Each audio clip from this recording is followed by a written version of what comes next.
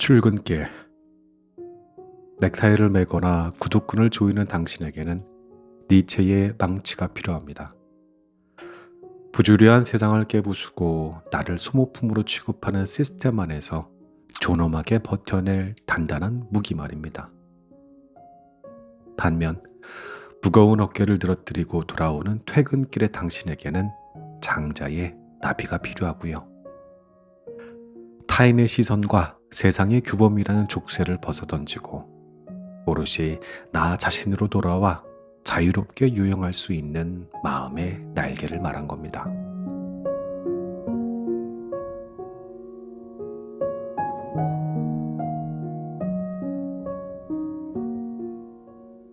알람이 울립니다.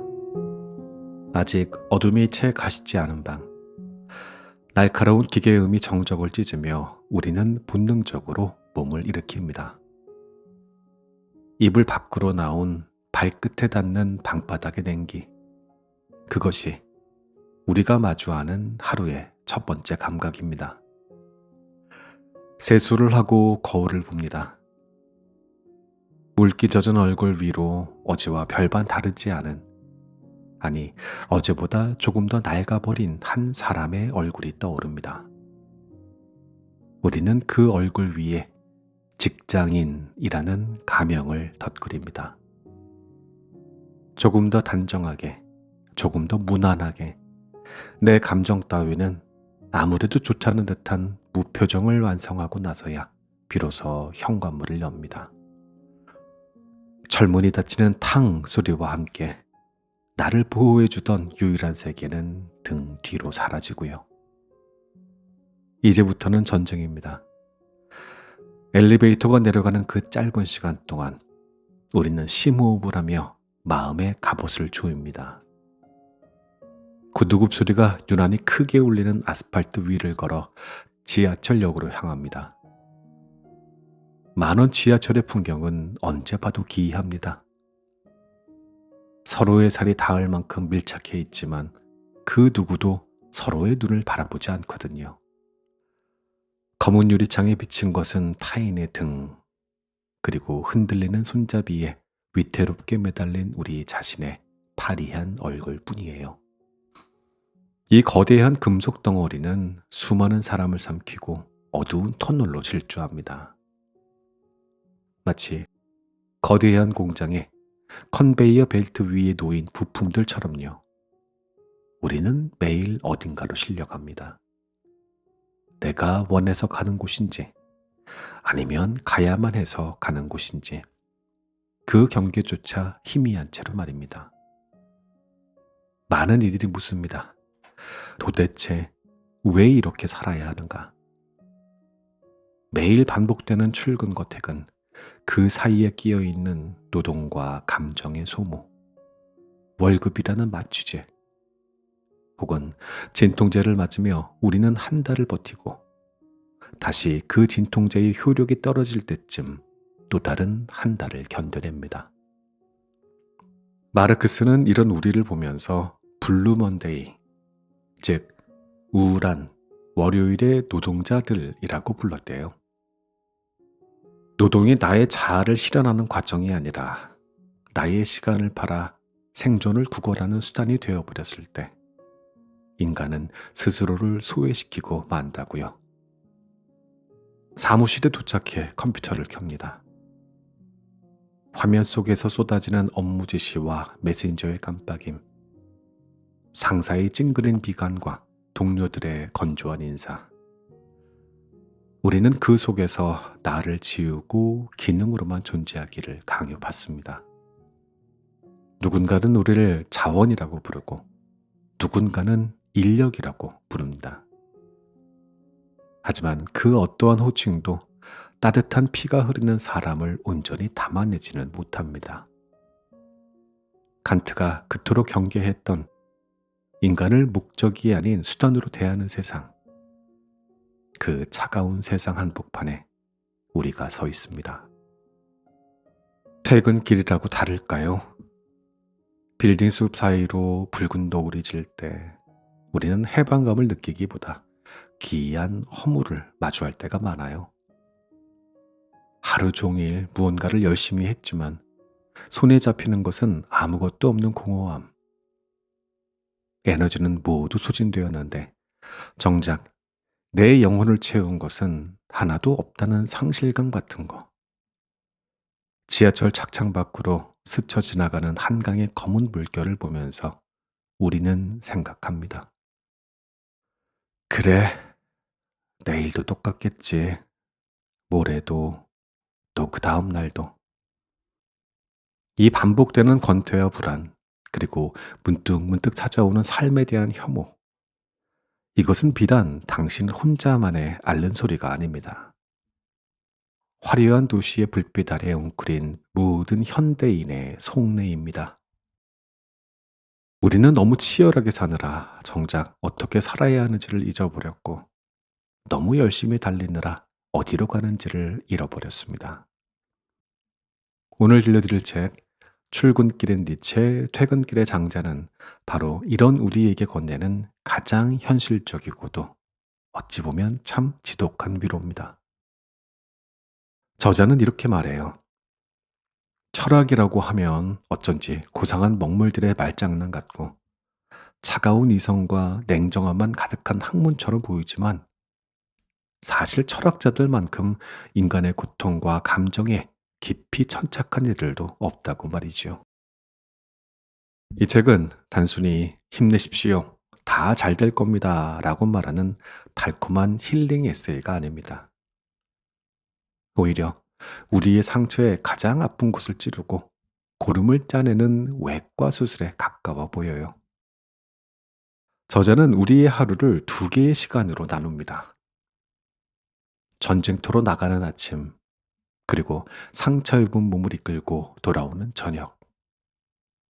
이 두 시간은 서로 다른 처방을 필요로 합니다. 자, 이런 생각을 한번 해보세요. 총알이 빗발치는 전장에서 마음을 비우세요. 물처럼 흐르세요. 라는 말은 공허할 뿐이죠. 그곳에서는 날아오는 화살을 막아낼 방패와 적을 찌를 창이 필요합니다. 반대로 갑옷을 벗고 쉬어야 될 침대 안에서까지 칼을 갈고 있을 수는 없잖아요. 그곳에서는 긴장을 풀고 나 자신을 보듬는 부드러운 이불이 필요합니다. 그래서 우리는 출근길에 니체를 만납니다. 부주류한 세상을 향해 망치를 들었던 니체. 인간은 원래 자유롭기에 불안할 수밖에 없다고 외쳤던 사르트르. 그리고 부속품이 되기를 거부하라고 말했던 마르크스. 서양 철학자들의 지열하고 논리적인 사유는 우리가 직장에서 겪는 부당함과 무력감의 정체를 명확하게 밝혀줍니다. 그들은 이렇게 말해요. 당신이 느끼는 불안은 병이 아니라 살아있는 증거라고. 당신이 느끼는 분노는 정당한 것이며 그것을 에너지로 바꾸어 당신을 지키라고 말입니다. 그리고 퇴근길, 우리는 장자를 만납니다. 쓸모 없음의 쓸모를 이야기했던 장자. 남의 시선 따위는 아랑곳하지 않고 밥그릇을 두드리며 노래를 불렀던 그 자유로운 영혼을 만납니다. 또한 마음을 텅 비우고 고요하게 만들라는 순자. 굳이 착한 사람이 되려고 애쓰지 말라는 한비자의 차분한 조언도 듣습니다. 동양 철학자들의 지혜는 낮 동안 뜨겁게 달아오른 우리의 머리를 식혀주고 타인의 시선에 얽매여 있던 나를 해방시켜 줍니다.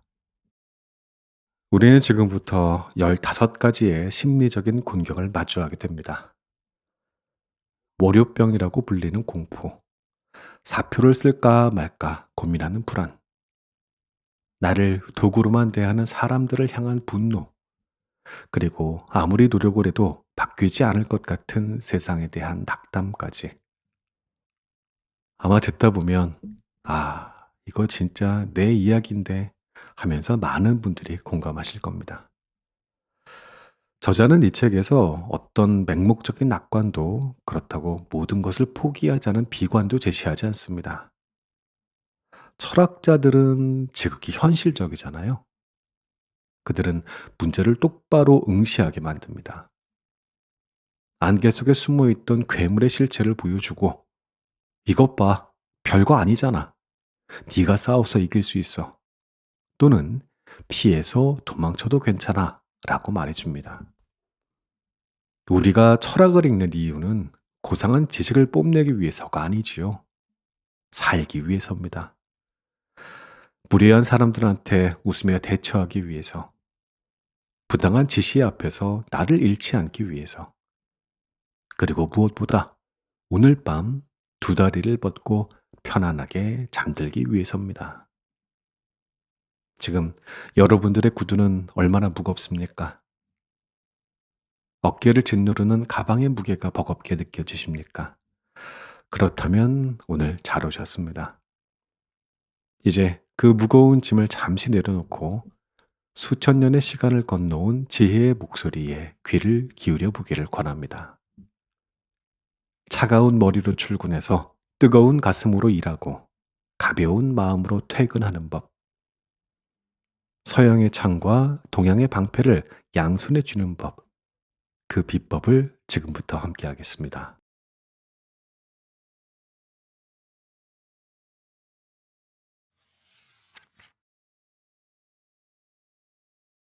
출근길의 질문. 왜 이토록 불안한가? 흔들리는 지하철 손잡이를 잡고 우리는 생각합니다. 스마트폰 화면을 무의미하게 스크롤 하다가도 문득 검은 차창에 비친 내 얼굴을 보면 가슴 한 구석이 뻐근해지는 것을 느낍니다. 걱정이라는 녀석입니다.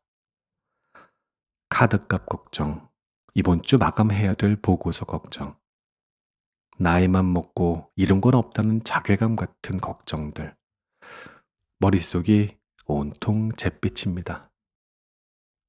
한자의 번뇌의 번자를 보면 불화자변에 머리 혈자를 쓴다는군요. 머리 옆에 불이 활활 타오르고 있는 형상이지요. 생각만 해도 뜨겁고 어지럽습니다. 우리는 이 불을 끄고 싶어 합니다. 아무 생각 없이 편안해지고 싶어 하지요. 하지만 독일의 철학자 하이데거는 고개를 젓습니다. 그는 걱정이야말로 인간이 살아있다는 가장 확실한 증거라는 겁니다. 하이데거에게 인간은 단순히 세상에 놓여 있는 사물이 아닙니다. 우리는 끊임없이 나는 누구인가, 나는 어떻게 살아야 하는가를 묻는 존재, 즉, 현 존재입니다. 책상이나 돌멩이는 걱정하지 않습니다. 오직 인간만이 내일의 나를 염려하고 타인의 시선을 신경 씁니다. 그러니 지금 당신의 마음이 시끄러운 것은 당신이 삶을 포기하지 않았다는 방증입니다. 적어도 당신은 세상과 관계를 맺고 있고 무언가를 간절히 바라고 있기에 걱정도 하는 것이니까요. 하이데거는 말합니다. 걱정은 우리의 삶의 가치관을 비추는 거울이라고요. 누군가는 통장 잔고 때문에 걱정하고, 누군가는 잃어버린 건강 때문에, 또 누군가는 인정받지 못하는 소외감 때문에 걱정합니다. 내가 무엇을 걱정하는지를 들여다보면 내가 무엇을 중요하게 여기는지, 세상이 나에게 어떤 의미인지를 알 수 있습니다. 그러니 불안해하는 자신을 너무 나무라지 마십시오. 그 불안은 당신이 더 나은 존재가 되고 싶어 한다는, 아직 당신 안에 뜨거운 불씨가 남아있다는 신호거든요. 하지만 그 불씨가 너무 뜨거워 견딜 수 없을 때 우리는 극단적인 상상을 하곤 합니다. 바로 사표입니다. 품 안의 사표. 직장인에게 이보다 더 달콤하고도 위험한 판타지가 있을까요? 상사의 부당한 지시를 받은 날, 혹은 점심시간에 쏟아지는 햇빛이 너무 좋을 때, 우리는 충동적으로 생각합니다. 확 그만둬 버릴까? 이때 우리를 찾아오는 철학자가 있습니다. 장폴 사르트르입니다. 그는 아주 단호한 어조로 실존은 본질에 앞선다라고 선언했단 말입니다. 우리 예전에 사르트르 편에서 설명드렸던 건데요. 질조는 본질에 앞선다. 다시 한번 쉽게 설명해 볼 테니까 기억을 되짚어 보십시오. 자, 여기 종이를 자르는 칼, 페이퍼 나이프가 있다고 칩시다. 이 칼은 만들어지기 전부터 목적이 정해져 있습니다. 종이를 잘라야 한다는 본질이 먼저 있고 그에 따라 공장에서 만들어져 실존하게 됩니다. 칼은 고민하지 않습니다. 나는 왜 종이를 잘라야 하지? 나는 요리사가 되고 싶은데 이런 생각은 하지 않아요. 하지만 인간은 어떻습니까? 우리는 페이퍼 나이프가 아니잖아요. 신이 우리를 어떤 목적으로 만들었는지 알 수 없지만 확실한 건 우리는 세상에 먼저 던져졌고 이게 실존입니다. 그 다음에 스스로 무엇이 될지를 만들어 가야 한다는 겁니다. 이게 본질이죠. 이것이 사르트르가 말하는 인간의 조건입니다. 우리는 자유롭습니다. 아주 지독할 정도로 자유롭습니다. 그런데 참 이상하지요? 자유롭다는 말은 가슴 벅차야 하는데 왜 우리는 사표를 쓰려고 할 때마다 가슴이 벅차기는커녕 구역질이 날 만큼 불안한 걸까요? 사르트르는 그 이유를 정확히 짚어냅니다. 자유에는 책임이라는 무서운 그림자가 따라붙기 때문이죠. 내가 회사를 그만두는 것은 자유입니다. 하지만 그만둔 뒤에 겪게 될 경제적인 빈곤, 사회 지위의 상실, 그 모든 결과에 따른 책임은 오롯이 나 혼자 져야 합니다. 누구도 탓할 수 없습니다. 바로 이 지점에서 불안이 발생합니다. 사르트르는 이 불안을 자유의 현기증이라고 불렀습니다. 벼랑 끝에 섰을 때 느끼는 어지러움 같은 것이지요. 떨어질까봐 무서운 것이 아니라 내가 내 발로 뛰어내릴 수도 있다는 가능성 때문에 느끼는 그 공포입니다. 우리는 내 인생을 내 마음대로 망칠 수도 있다는 그 끔찍한 자유 앞에서 몸을 떱니다. 그래서 우리는 자꾸만 핑계를 찾습니다. 대출금 때문에 그만두면 안 되지. 가족들 때문에 참는 거야. 사르트르는 이러한 태도를 자기 기만이라고 비판해요. 피동적인 사물인 척, 어쩔 수 없는 척하면서 자유의 무게로부터 도망치려고 한다는 것이죠. 하지만 사르트르의 말은 우리를 비난하려고 하는 건 아니에요. 오히려 그는 선택하지 않는 것도 선택이다 라고 말하며 우리를 주체적인 자리로 돌려놓습니다. 회사를 다니기로 결정했다면 그것은 어쩔 수가 없어서가 아니라 내가 다니기로 매일매일 새롭게 선택한 것입니다. 비굴하게 버티는 것이 아니라 나의 현실을 지키기 위해 치열하게 선택한 결과라는 뜻이죠. 그러니 오늘 아침 무거운 발걸음으로 회사에 들어선 당신은 패배자가 아닌 거죠. 자유의지로 자신의 삶을 감당하고 있는 실존적인 투쟁가입니다. 자, 그렇게 투쟁하듯 사무실에 도착했습니다. 컴퓨터를 켜고 어제 하다만 서류를 꺼냅니다. 프린터는 윙윙거리면서 종이를 토해내고 전화벨은 쉴 새 없이 울립니다. 어제와 똑같은 오늘, 아마도 내일과 똑같을 오늘, 이 반복되는 일상 앞에서 우리는 알베르 까뮈를 떠올리지 않을 수 없어요. 까뮈는 그리스 신화 속 시지포스를 우리에게 데려옵니다. 신들을 기만한 죄로 커다란 바위를 산 꼭대기에 밀어 올려야 하는 형벌을 받은 시지포스. 온 힘을 다해 바위를 정상에 올려놓으면 바위는 다시 산 아래로 굴러 떨어집니다. 시지포스는 다시 내려가 그 바위를 밀어 올려야 합니다. 영원히 끝나지 않는 노동. 아무런 성과도 의미도 남지 않는 헛된 수고. 이것이 바로 우리 직장인들의 자화상이 아닐까요? 월급을 받고 잠시 기뻐했다가 카드값으로 다 빠져나가면 다시 빈털터리가 되어 한 달을 또 일해야 하는 우리. 보고서를 열심히 써서 결제를 받으면 또 다른 보고서가 기다리고 있는 현실. 까뮤는 이것을 부조리라고 불렀습니다. 이성은 끊임없이 삶의 의미를 묻는데 세상은 침묵으로 일관할 때 느끼는 그 낯설고 기이한 감각 말입니다. 어느 날 문득 대체 이 짓을 왜 해야 되지? 라는 질문이 턱끝까지 차오를 때가 있습니다. 이 모든 것이 무의미하게 느껴져 견딜 수 없을 때 까미는 우리에게 이렇게 묻습니다. 왜 자살하지 않는가? 아, 오해하지 마십시오. 죽으라는 말이 아닙니다. 삶이 그토록 무의미하고 고통스럽다면 논리적으로는 끝내는 게 맞지 않느냐는 반어적인 질문입니다.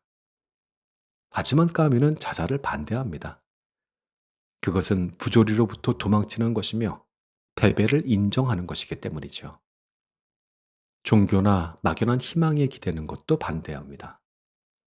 그것 역시 현실을 외면하는 마취제일 뿐이니까요. 그렇다면 시지포스인 우리는 어떻게 해야 될까요? 바위를 버리고 도망쳐야 할까요? 아니면 바위가 솜사탕이라고 최면을 걸어야 될까요? 가미의 대답은 뜻밖입니다. 반항하라는 것입니다. 바위가 굴러 떨어질 것을 뻔히 알면서도 다시 산을 내려가는 그 발걸음에 신이 내린 가혹한 운명을 피하지 않고 똑바로 응시하는 그 눈빛. 그래, 이 바위는 무겁다. 이 노동은 무의미하다. 하지만 나는 굴복하지 않고 내 몫에 바위를 밀어 올리겠다. 바로 이 태도가 반항입니다. 바위를 밀어 올리는 그 고통스러운 과정 자체가 자신의 삶임을 받아들이는 순간 시지포스는 신보다 위대해집니다. 그는 자신의 운명을 자신의 것으로 만들었기 때문이죠. 까미는 산꼭대기를 향한 투쟁 그 자체만으로도 인간의 마음을 가득 채우기에 충분하다. 우리는 시지포스가 행복하다고 상상해야 한다고 말하거든요. 오늘 여러분들이 처리해야 될 업무가 시지포스의 바위처럼 느껴지십니까? 아무 의미 없는 서류 뭉치라고 생각하면 우리는 노예가 되는 겁니다. 하지만 이것은 부조리하지만 나는 이것을 감당해냄으로써 나의 삶을 지탱하겠다라고 생각하면 우리는 운명의 주인이 됩니다. 비록 회사라는 거대한 시스템의 부속품처럼 보일지라도 그 안에서 나만의 의미를 찾고 냉소 대신 열정으로 하루를 채우는 것. 그것이 부주려한 세상에 대해 우리가 할 수 있는 가장 우아하고도 처절한 복수입니다. 지금 사무실의 공기는 건조하고 타자치는 소리로 가득합니다. 하지만 이제 우리는 압니다. 이 고요한 사무실은 사실 치열한 철학적인 전장이라는 것을요. 하이데거의 말처럼 우리는 걱정하기에 살아있고, 사르트르의 말처럼 자유롭기에 불안하며, 까뮤의 말처럼 부조리하기에 반항하며 살아갑니다. 이 아침, 당신의 어깨 위에 놓인 것은 단순히 피로가 아닙니다. 그것은 자신의 존재를 증명하려는 한 인간의 고귀한 무게입니다. 하지만 이 무게를 견디다 보면 필연적으로 마주치는 타인들이 있습니다.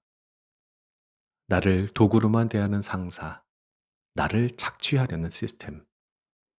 이제 우리는 조금 더 날카로운 무게를 꺼내 들어야 될 시간입니다. 이어지는 시간에서는 마르크스와 칸트, 그리고 니체를 통해 사무실의 투쟁을 좀 더 이야기해 보려 합니다. 나를 지키기 위한 조금 더 구체적이고 현실적인 싸움의 기술 말입니다.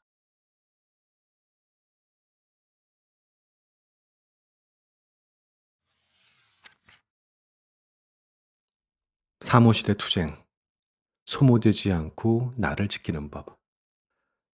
사무실의 공기는 바깥 세상과 다릅니다. 형광등 불빛은 그림자 없이 창백하고 파티션 너머로 들려오는 타자 소리는 마치 거대한 기기가 돌아가는 소음처럼 들립니다. 우리는 그 좁은 사각형의 공간, 내 몸 하나 겨우 들어가는 책상 앞에 앉았습니다. 그리고 생각합니다. 나는 여기에서 무엇을 하고 있는가? 가장 먼저 우리를 찾아오는 손님은 피로가 아닙니다. 그것은 소외입니다. 칼 마르크스는 자본주의 사회의 노동자들을 향해 서늘한 진단을 내렸어요. 우리가 월요일을 그토록 두려워하는 이유, 일명 블루 먼데이의 공포는 단순히 일이 힘들어서가 아니라고요.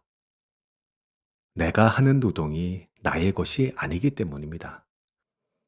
옛날의 장인들은 신발 한 켤레를 만들어도 가죽을 고르는 것부터 바느질하고 마감하는 것까지 온전히 자신의 손으로 해냈습니다.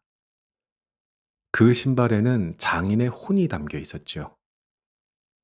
하지만 지금 우리는 어떻습니까? 거대한 시스템 속에서 엑셀 파일의 숫자 하나를 바꾸거나 기계 부품의 나사 하나를 조이는 일만 반복하고 있어요. 내가 무엇을 만들고 있는지, 이 일이 세상에 어떠한 가치를 더하는지 우리는 알지 못합니다.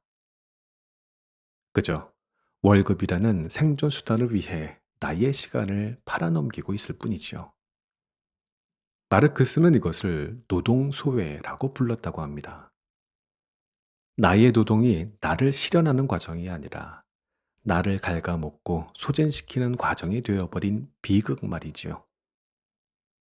회사는 우리에게 우리는 가족이라고 말하지만 사실 우리는 냉정하게 계산된 인적 자원, 즉 휴먼 리소스에 불과할 때가 많습니다. 쓰다 다르면 언제든 교체될 수 있는 건전지처럼 느껴질 때 우리는 깊은 자괴감에 빠집니다. 하지만 더 견디기 힘든 것은 시스템이 아니라 사람입니다.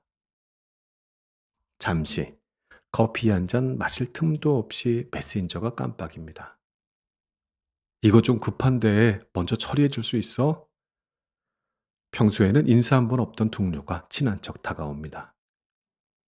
거절하지 못해서 일을 떠맡고 나면 그는 고맙다는 말 한마디 없이 자신의 성과만 챙겨 사라집니다. 이때 독일의 철학자 칸트가 엄격한 표정으로 우리 곁에 섭니다. 그는 이렇게 말했어요. 인간을 수단이 아닌 목적으로 대하라. 너무나도 유명한 이 명제는 사무실에서 가장 자주 무너집니다. 사장은 직원을 이윤 창출의 도구로 보고 동료는 나를 자신의 칼퇴근을 위한 수단으로 봅니다. 칸트는 타인을 자신의 목적을 위한 순수한 도구로만 이용하는 것은 도덕적으로 용납될 수 없다고 단언했습니다. 망치로 못을 박을 때 우리는 못의 기분을 배려하지 않지요. 하지만 사람을 그렇게 대해서는 안 된다는 것입니다. 재미있는 것은 현대 철학자 데릭 파핏의 시선입니다. 그는 칸트의 엄격함에 현실적인 질문을 던집니다. 그렇다면 타인을 도구로 쓰는 것이 무조건 나쁜가? 우리가 택시를 탈 때 우리는 기사님을 이동의 수단으로 이용합니다. 편의점 아르바이트생을 물건 구매의 수단으로 대하지요. 파핏은 여기에 중요한 조건 하나를 덧붙입니다. 바로 동의와 해악입니다. 상대방이 동의했는가? 그리고 그 과정에서 상대방이 해를 입지 않았는가? 택시 기사님은 운전의 대가로 요금을 받기에 동의한 관계입니다. 하지만 당신의 동료는 어떻습니까? 당신의 선의를 이용해 자신의 업무를 떠넘길 때 당신은 거기에 진심으로 동의했습니까? 아니면 거절할 때 돌아올 불이익이 두려워 억지로 고개를 끄덕였습니까? 만약 후자라면 그것은 폭력입니다. 팥빛의 눈으로 볼 때 동의 없는 희생을 강요하는 사무실은 거대한 착취의 현장이나 다름없습니다. 이러한 상황이 반복되면 우리 마음 속에는 검은 독버섯처럼 혐오가 자라납니다. 나를 착취하는 상사에 대한 혐오, 이기적인 동료들에 대한 혐오, 그리고 무엇보다 이 부당한 상황을 박차고 나가지 못하는 무력한 나 자신에 대한 혐오가 뒤섞입니다. 세상 모든 것이 밉고 출근길에 햇살조차 짜증스럽게 느껴지는 상태. 이때 가장 위험하고도 매혹적인 철학자 니체가 등장합니다. 니체는 우리의 어깨를 잡고 흔들어댑니다. 그 혐오를 멈춰라. 오해하지 마십시오. 상사를 용서하라는 말이 아니에요. 니체는 우리가 수동적인 피해자의 자리에 머물며 세상을 원망만 하고 있는 약자의 도덕에 빠져 있는 것을 경계했습니다. 나는 착한데 세상이 나빠. 나는 피해자야 라고 되뇌며 구석에 웅크려 있는 것은 니체가 보기에 가장 비겁한 태도라는 겁니다. 니체는 묻습니다. 당신은 왜 분노하지 않는가? 진정한 분노는 혐오와 다릅니다. 혐오는 나를 갉아먹고 병들게 하지만 분노는 나를 일으키는 에너지가 됩니다. 니체는 이 세상에 고정된 진리나 도덕 따위는 없다고 말했습니다. 신은 죽었다라고 말한 그의 선언은 우리를 구원해줄 절대적인 존재나 법칙은 없으니 스스로 너의 삶을 구원하라는 피 끓는 명령이거든요. 그는 우리에게 권력의 의지를 회복하라고 주문합니다.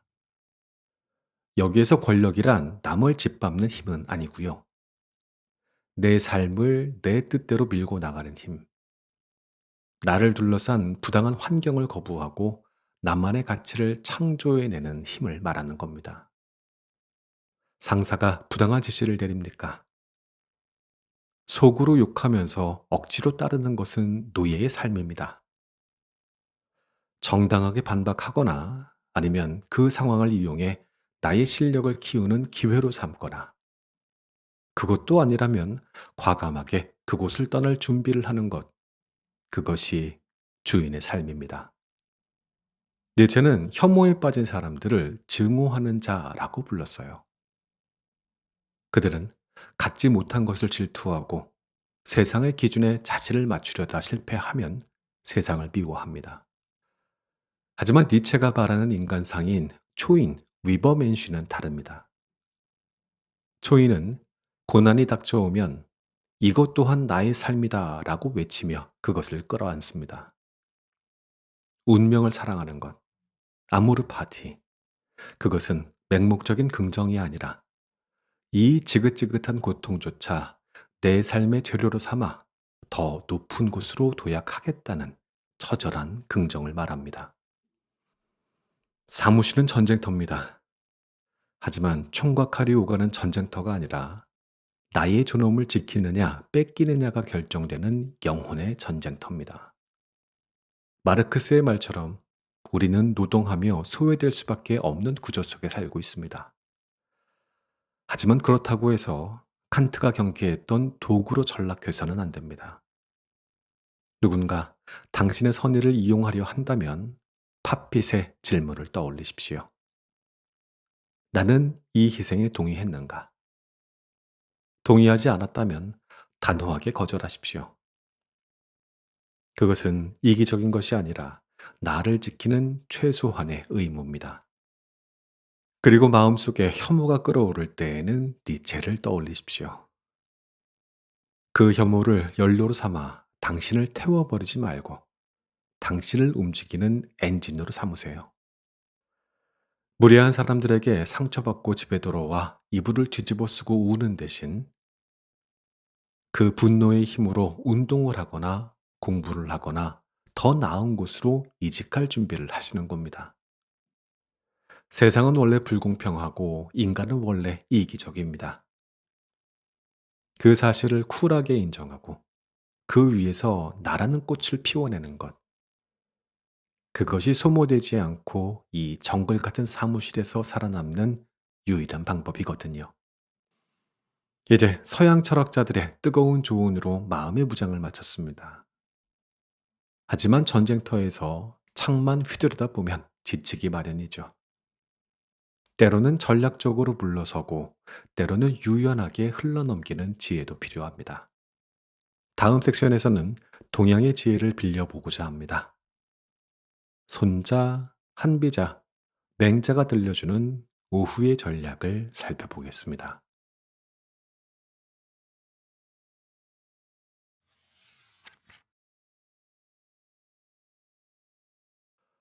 오후의 전략, 차가운 머리로 뜨겁게 살기. 점심을 먹고 들어온 사무실, 오후의 공기는 오전과는 사뭇 다릅니다. 식곤증이 밀려오고 창밖의 햇살은 나른하게 늘어지는데, 회의실 안의 공기만은 팽팽하게 담겨져 있습니다. 우리는 회의 테이블에 앉아 지루한 공방을 이어갑니다. 누군가는 책임을 피하기 위해 말을 돌리고, 누군가는 결정적인 순간에 입을 다물고 맙니다. 이 프로젝트 100% 확실합니까? 라고 묻는 상사의 말 한마디에 모든 논의는 다시 원점으로 돌아갑니다. 이 답답한 오후, 우리에게 필요한 것은 더 이상 버티는 힘이 아닙니다. 판을 뚫고 나가는 돌파력입니다. 이제 우리는 동양의 전략가들을 만날 시간입니다. 그들은 서양 철학자들보다 훨씬 더 직설적이고, 때로는 비정할 만큼 현실적입니다. 가장 먼저 회의실 문을 열고 들어오는 사람은 전쟁터의 승부사 손자입니다. 우리는 흔히 용기라고 하면 불 속으로 뛰어드는 무모함이나 목소리 큰 사람의 기백을 떠올립니다. 하지만 손자가 말하는 용기는 조금 다릅니다. 그는 병법을 논하면서 장수가 갖춰야 할 5가지 덕목 중 하나로 용을 꼽았습니다. 역대 주석가들은 이 용기를 두고 머뭇거림 없이 결단하는 능력이라고 풀이했습니다. 지금 당신의 회의가 그토록 지루한 이유는 무엇입니까? 아무도 결정하지 않기 때문입니다. 리더는 확실한 대안을 가져오라며 호통을 치지만, 손자가 보기에 그것은 신중함이 아니라 비겁함입니다. 세상에 100% 확실한 승리란 없습니다. 전쟁터의 안개 속에서 불확실함을 껴안고서라도 나를 따르라 하고 외치며 깃발을 꼽는 것. 그것이 진짜 용기입니다. 손자는 한 번 죽은 자는 다시 살아 돌아올 수 없다고 말했습니다. 이 말은 목숨을 아끼라는 뜻이기도 하지만, 결정적인 때는 한 번 지나가면 다시 오지 않는다는 경고이기도 합니다. 완벽한 타이밍을 기다리다가 우리는 너무 많은 것을 놓칩니다. 직장은 총알이 오가는 전장은 아니지만 기세가 오가는 곳입니다. 손자는 이것을 새라고 불렀습니다. 리더가 혹은 당신이 쭈뼛거리지 않고 과감하게 치고 나갈 때, 그 에너지에 동료들이 이끌려오는 일이 성사되는 흐름, 그것이 바로 기세입니다. 그러니 오후의 회의실에서 필요한 건 완벽한 보고서가 아니라, 그 불확실한 보고서를 들고 제가 책임지겠습니다 라고 말할 수 있는 당신의 차가운 용기입니다. 하지만 용기만으로는 부족하지요.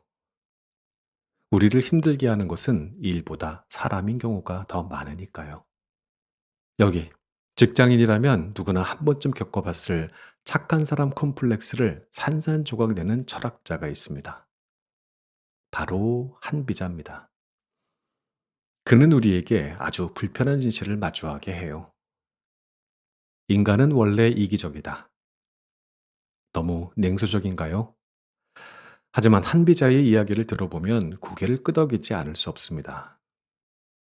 그는 수레를 만드는 사람과 관을 짜는 사람을 예로 듭니다. 수레를 만드는 사람은 모든 사람이 부자가 되어 수레를 사기를 바랍니다. 반면 관을 짜는 사람은 사람들이 빨리 죽기를 바라지요. 그렇다고 관 짜는 사람이 악인입니까? 아닙니다. 그저 관이 팔려야 자신이 먹고 살 수 있기 때문입니다. 직장은 바로 그런 곳입니다. 우리는 이곳에 우정을 나누러 온 것이 아닙니다. 나의 노동과 회사의 월급을 교환하러 온 철저한 이익계장입니다. 그런데도 우리는 자꾸만 기대야 합니다. 상사가 부모님처럼 나를 챙겨주기를, 동료가 형제처럼 내 사정을 봐주기를 말이지요. 한비자는 단호하게 말합니다. 그러한 기대야말로 당신을 약자로 만드는 독이라고요. 당신은 거절을 잘 못해서 남의 일까지 떠맡고 끙끙 앓는 사람입니까? 동료의 사정을 봐주느라 정작 내 업무는 뒷전인 사람인가요? 그렇다면 한비자의 잔혹함을 배워야 합니다. 여기에서 잔혹함이란 남을 해치는 것이 아닙니다. 불필요한 도덕의 갑옷을 벗어던지는 것입니다. 한비자는 육아의 도덕, 즉 인의예지를 맹신하는 것을 경계했습니다. 요즘 인심은 옛날 같지 않아 라고 한탄하며 상대방을 도덕적으로 감화시키려 노력하는 것은 맹수가 우글거리는 정글에서 토끼처럼 순진하게 구는 것과 같습니다. 직장에서 누군가 당신의 선의를 이용하려 든다면 우리는 가족이잖아요 라며 희생을 강요한다면 한비자의 눈으로 그를 보십시오. 그는 단지 자신의 이익을 위해 움직이는 경제인일 뿐입니다. 당신 또한 당신의 이익, 워라밸, 승진, 연봉을 지키기 위해 냉정해질 권리가 있습니다. 조금 더 까칠해져도 괜찮습니다. 아니, 그래야만 당신을 함부로 대하지 못합니다. 그것은 이기적인 것이 아니라 나를 지키는 최소한의 방어술입니다. 스스로를 괴롭히면서까지 좋은 사람이 될 필요는 없습니다. 자, 이제 마지막으로 우리의 가슴을 뜨겁게 달굴 철학자 맹자를 만날 차례입니다.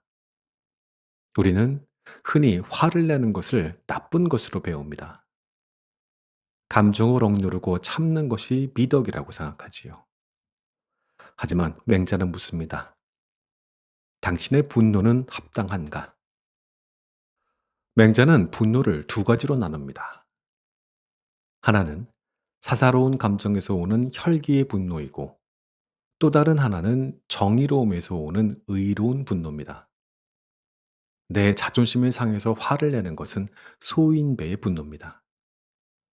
하지만 부당한 대우, 원칙이 무너진 상황, 동료가 억울하게 당하는 모습을 보고 느끼는 분노는 정당한 겁니다. 아니, 맹자는 그러한 상황에서도 분노하지 않는다면 그것은 비겁한 것이라고 말합니다. 사무실에서 말도 안 되는 지시가 내려올 때, 누군가 책임을 힘없는 막내에게 떠넘길 때, 당신의 가슴 속에서 울컥 하고 치솟는 그 뜨거운 것, 그것을 부끄러워 마십시오. 그것은 당신이 아직 살아있는 양심을 가졌다는 증거입니다.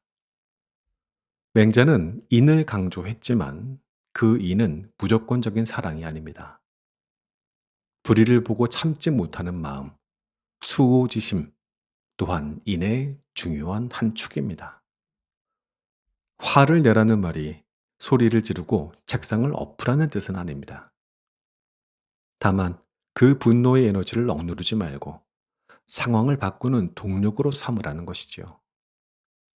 이것은 옳지 않습니다. 라고 단호하게 말할 수 있는 힘, 부당한 관행을 거부할 수 있는 용기, 그 모든 것이 바로 의로운 분노에서 나옵니다. 오후의 사무실은 정글과도 같습니다. 손자에게서 배운 결단력이라는 창을 드십시오. 한비자에게 배운 냉철함이라는 갑옷을 입으시고요. 그리고 맹자에게서 배운 뜨거운 정의감을 가슴에 품으십시오. 100% 확실한 답은 없습니다. 하지만 차가운 머리로 상황을 직시하고 뜨거운 가슴으로 나를 지키며 나아갈 때 우리는 이 지루하고도 치열한 오후를 견뎌낼 수 있습니다. 이제 해가 서쪽으로 기울기 시작하는군요. 치열했던 전투를 마치고 집으로 돌아갈 시간입니다. 다음 섹션에서는 지친 당신의 갑옷을 벗겨줄 치유의 철학자들, 장자와 순자, 그리고 공자를 만나 퇴근길의 사색을 함께하겠습니다. 타인의 시선에서 벗어나 비로소 나로 돌아오는 시간을 나눌 겁니다.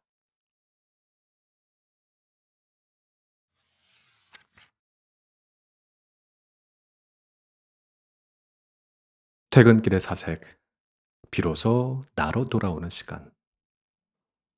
빌딩 숲 사이로 붉은 해가 넘어갑니다. 하루 종일 팽팽하게 당겨져 있던 신경줄을 비로소 느슨하게 풀어놓는 시간, 퇴근입니다. 회전문을 밀고 나와 차가운 바깥 공기를 들이마실 때 우리는 기묘한 해방감과 함께 쓸쓸함을 동시에 느낍니다. 사원증을 목에서 빼 가방 깊숙이 집어넣습니다. 이제 김대리나 박과장이라는 이름표를 떼고 그저 한 사람의 생활인으로 돌아가는 시간입니다. 그런데 참 이상하지요. 회사 문을 나섰는데도 마음은 여전히 무겁습니다. 오늘 실수했던 일이 떠오르고 나보다 앞서가는 동료의 뒷모습이 아른거리고요. 낮 동안 입었던 갑옷을 벗었는데 내 속살이 너무나 초라해 보이는 탓입니다. 이제 우리는 장자를 만날 시간입니다. 그는 우리에게 이렇게 물어요. 당신의 자신감은 어디에서 오는가? 장자는 아주 흥미로운 원숭이 이야기를 들려줍니다. 오나라의 왕이 배를 타고 가다가 원숭이들을 보았는데 큰 나무숲에 사는 원숭이들이 이 가지 저 가지를 마음대로 오가면서 그 어떤 명사수도 맞힐 수 없을 만큼 당당하고 날렵했습니다. 하지만 가시나무 덤불 속에 갇힌 원숭이는 어땠을까요? 그들은 잔뜩 겁을 먹고 몸을 떨며 눈치를 보느라 바빴습니다. 원숭이의 원래 능력이 사라진 겁니까? 아닙니다. 처해 있는 환경이 그들을 그렇게 만든 것입니다. 우리의 모습이 이와 같습니다. 대기업이라는 큰 나무, 혹은 승진이라는 튼튼한 가지 위에 있을 때 우리는 당당합니다. 명품 옷을 입고 좋은 차를 탈 때 우리는 어깨를 펴니다. 하지만 그 나무가 사라지면 어떻게 됩니까? 명함이 사라지고 직함이 사라진 후에 나는 가시나무 덤불에 갇힌 원숭이처럼 초라하게 몸을 떱니다. 장자는 말합니다. 외부의 조건에 기대어 얹은 자신감은 가짜라고요. 그것은 언제든 박탈될 수 있기 때문이지요. 장자는 우리에게 전체를 온전히 바라보는 눈을 가지라고 조언해요. 그는 아내가 죽었을 때 물동이를 두드리며 노래를 불렀습니다. 매정한 남편이라서가 아닙니다. 삶과 죽음은 낮과 밤이 바뀌는 것처럼 자연스러운 변화임을 알았기 때문이죠. 그 거대한 우주의 관점에서 보면 오늘 내가 겪은 승진 누락이나 상사의 질책은 그저 스쳐 지나가는 바람일 뿐입니다. 세상 사람들이 나를 칭찬했다고 우쭐할 것도 없고, 온 세상이 나를 비난한다고 해서 기죽을 것도 없다. 이것이 장자가 말하는 진짜 자유, 소요유입니다. 퇴근길 지하철 차창에 비친 당신의 얼굴을 보십시오. 그 얼굴은 회사의 평가서보다 훨씬 더 귀하고 거대한 우주의 일부입니다. 남들의 시선이라는 좁은 감옥에서 걸어 나오십시오. 당신은 본래 그 어디에도 얽매이지 않는 자유로운 존재입니다. 장자의 자유로움으로 마음의 빗장을 풀었다면 이제는 공자가 당신의 젖은 어깨를 토닥여줄 차례입니다. 우리는 흔히 공자를 엄격한 선생님으로만 기억합니다. 하지만 사실 공자만큼 실패를 많이 해본 사람도 드물어요.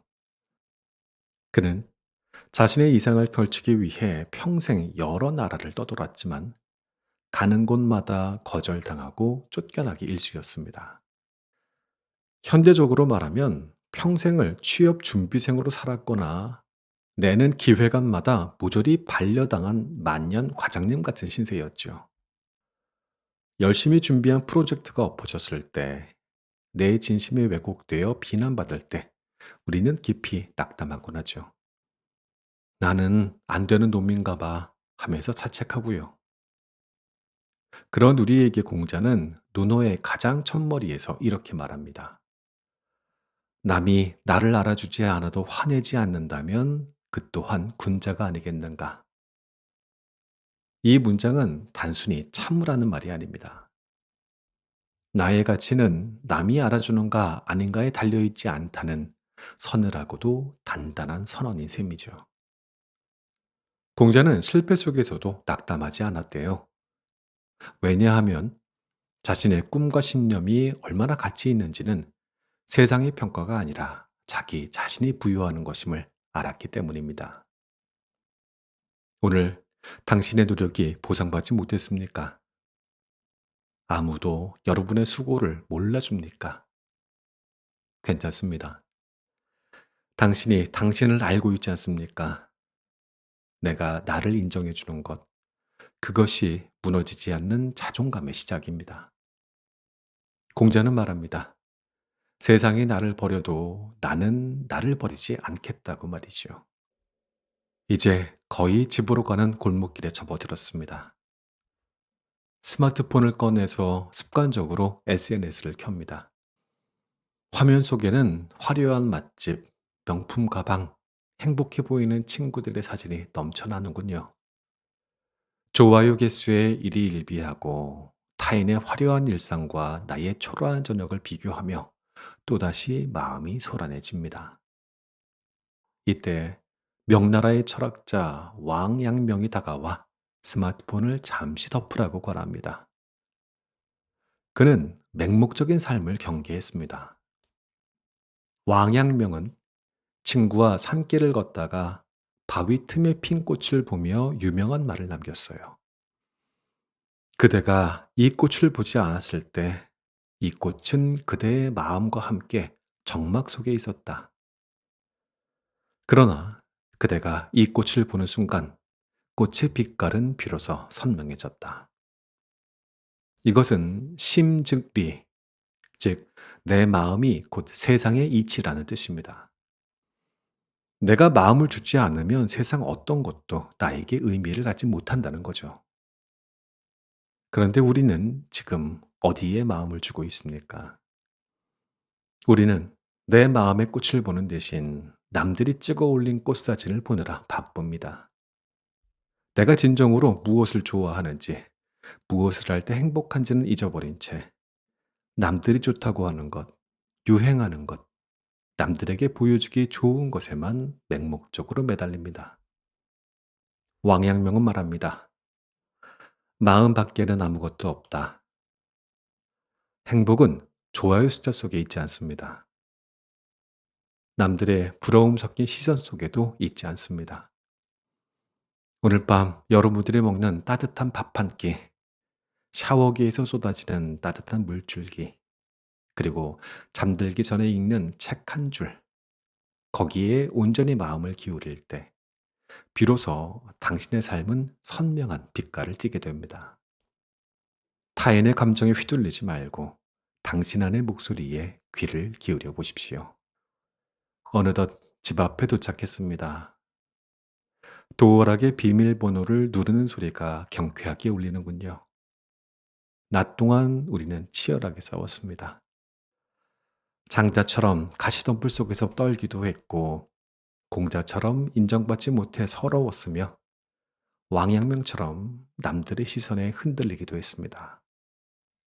하지만 이제 문을 열고 들어서는 이 공간, 나의 집에서만큼은 다릅니다. 여기서는 누구의 눈치도 볼 필요가 없습니다. 넥타이를 풀고 화장을 지우고 가장 편안한 옷으로 갈아입으세요. 거울 속에 비친 당신을 보십시오. 조금 지쳐 보이지만 오늘 하루를 정직하게 견뎌낸 위대한 얼굴이 거기에 있습니다. 외부의 잣대를 모두 걷어내고 오직 나라는 존재와 마주하는 시간. 이것이 바로 퇴근길이 우리에게 주는 가장 큰 선물입니다.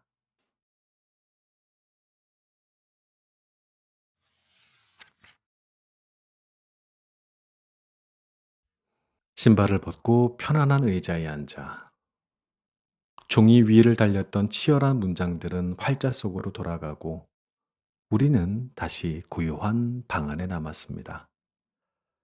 창밖을 보니 어느새 도시의 소음도 잦아들었습니다. 긴 하루였네요. 그죠? 새벽에 찬 공기를 마시며 집을 나섰던 순간부터 파김치가 되어 돌아온 지금 이 순간까지 사실상 우리 인생의 축소판과도 같은 하루를 숨가쁘게 건너왔습니다. 기억하십니까? 처음 문을 나설 때 우리 곁에는 하이데거가 있었어요. 그는 우리를 괴롭히던 걱정이 사실은 우리가 살아있다는 증거이며 내 삶을 사랑하고 있다는 반증이라고 말해주었죠.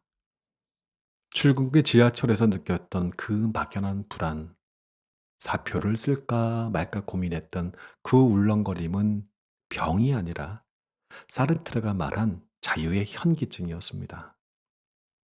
우리는 자유롭기 때문에 불안했던 것이고요.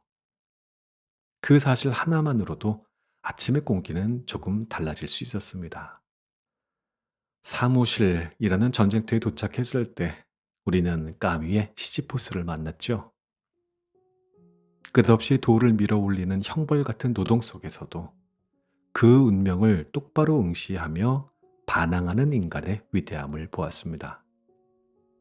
우리는 부속품처럼 소외된 노동을 하면서도 나를 도구로만 대하는 무례한 사람들 틈에서도 니체의 망치를 들고 나 자신을 지켜냈습니다. 세상이 나를 혐오스럽게 만들지라도 그 혐오에 먹히지 않고 분노를 에너지로 바꾸어 나의 삶을 긍정하는 법을 배웠고요.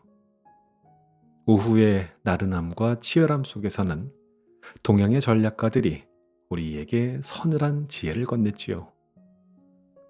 손자는 100% 확실한 답을 기다리지 말고 과감하게 결단하라고 등을 떠밀었고, 한비자는 인간은 본래 이기적인 존재이니 상처받지 말고 냉정하게 이익을 계산하라고 조언했습니다. 착한 사람이 되려고 애쓰다가 나를 잃어버리는 대신 차라리 조금은 잔혹해져도 좋다는 그의 말은 묘한 해방감을 주었네요. 그리고 부당한 일 앞에서는 참지 않고 의로운 분노를 터뜨리는 것이야말로 맹자가 말한 진정한 용기임을 알게 되었습니다. 그리고 해가 저물어 퇴근하는 길, 우리는 비로소 갑옷을 벗었습니다. 타인의 시선, 사회적인 성공, 남들이 부러워하는 삶. 장자는 그 모든 것이 가시덤불 속에 갇힌 원숭이의 떨림과 같다고 했지요. 우리는 남의 칭찬에 우쭐할 것도 비난에 기죽을 것도 없는 천지와 하나된 존재임을 확인했습니다.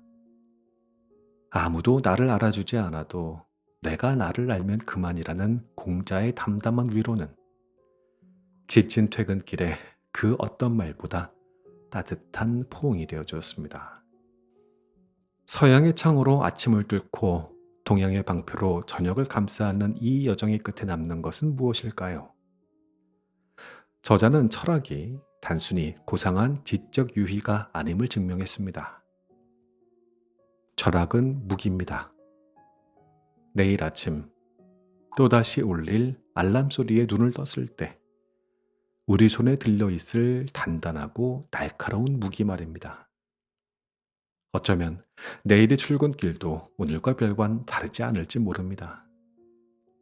여전히 지하철은 10,000원일 것이고 상사는 부당한 지시를 내릴 것이며 동료는 이기적으로 행동할 겁니다. 세상은 쉽게 변하지 않습니다. 하지만 달라지는 것은 나입니다. 이제 우리는 압니다.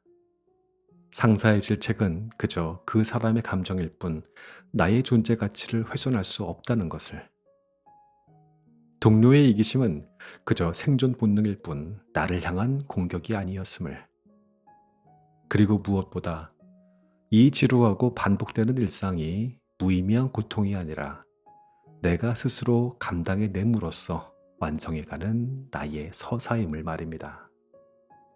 세상은 자꾸만 우리에게 정해진 답을 강요합니다. 좋은 대학, 안정된 직장, 화목한 가정, 넉넉한 노후. 그 길 위에서 조금만 벗어나도 실패한 인생이라며 겁을 줍니다. 하지만 왕양명이 말했듯 내 마음 밖에는 아무것도 없습니다. 꽃은 내가 보아주었을 때 비로소 꽃이 됩니다.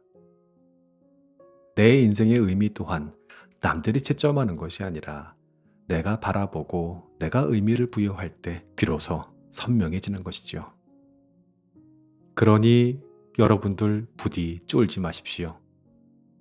여러분들의 생각은 강합니다. 매일 아침 그 무거운 몸을 일으켜 세상 밖으로 나가는 여러분들은 이미 니체가 말한 초인의 씨앗을 품고 있습니다. 시지포스의 바위를 밀어 올리면서도 퇴근길 맥주 한 잔에 웃을 수 있는 당신은 이미 장자의 소요율을 실천하고 있는 셈이거든요. 이제 정말 쉬어야 될 시간입니다.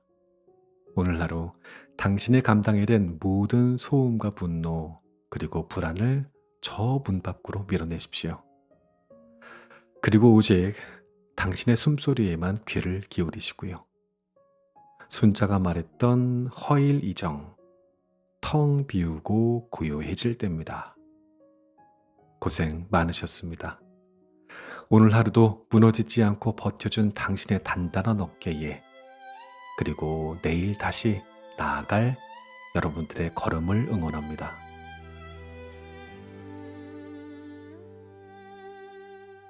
When I die, lay me in a bed of white, drape me in your scarlet red, put an arrow through my head, let me go in peace. Just don't let me go without your love. I can't go without your love.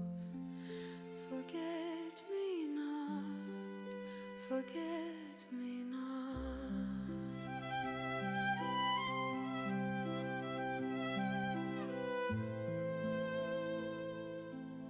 As I rest, may I sleep and dream of us when you call me back to life.